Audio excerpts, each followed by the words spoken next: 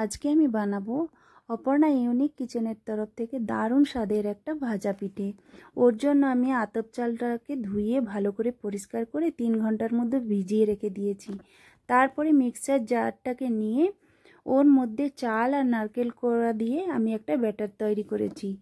ওই ব্যাটারের মধ্যে গুড়, নুন, নারকেল কোড়া আর পরিমাণ মতো জল দিয়ে মিনিমাম 30 মিনিট মিক্স করে রেখে দিয়েছি। তারপরে আমি একটা কড়াইয়ের মধ্যে তেল ব্রাশ করে 1 চামচ করে ওই ব্যাটারটা দিয়েছি কড়াইয়ের মধ্যে। একের পর এক আমি এইভাবে ভাজা পিঠেগুলো তৈরি করে রেখে দিয়েছি। তারপরে আমি কড়াইয়ের মধ্যে 1 লিটার দুধ নিয়ে মিনিমাম 10 মিনিট বয়েল করেছি। ওই ফুটন্ত দুধের মধ্যে আমি একের পর এক ওই ভাজা পিঠেগুলো দিয়েছি। তারপরে কাজু, কিশমিশ, নারকেল কোড়া আর পরিমাণ মতো চিনি আর তেজপাতা, এলাচ দানা দিয়ে মিনিমাম ফুটিয়েছি 10 মিনিট।